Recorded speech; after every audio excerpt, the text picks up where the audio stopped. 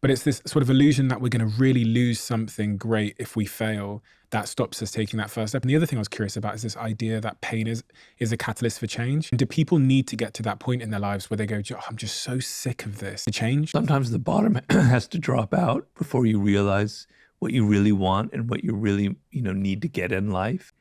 But feeling like you're suffering and that you need a change and that if you go on this way, bad things are going to happen is the greatest motivator of all. Because if you're moderately discontented with your job, you're going to constantly be justifying it to yourself going, it's all right. It'll get better.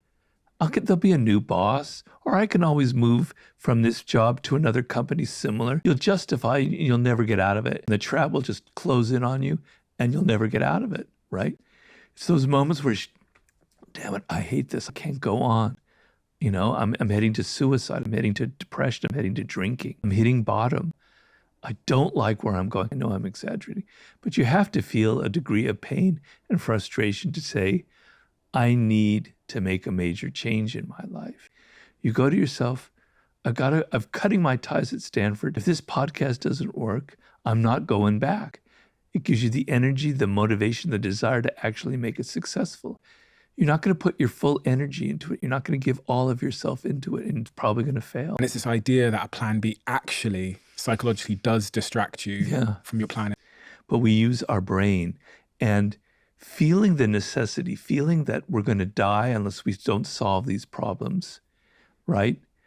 If we don't use our brains, if we don't create tools, if we don't work together as a team, we're gonna die. We won't survive.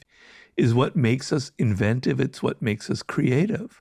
When you feel that pressure inside of you and it's very heavy, like weather that's very, heavy and thick, you're motivated. You feel it. I've got to get up in the morning. I've got to do this. I've got to accomplish this. You'll just waste time. You'll waste years. You'll waste months.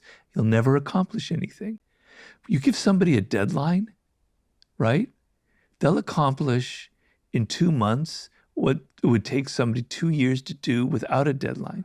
It's that necessity. It's that sense of there's a sword at my back. I've got to get it done. It makes you get things done. It gives you the energy. It's get rich or die trying, to quote somebody.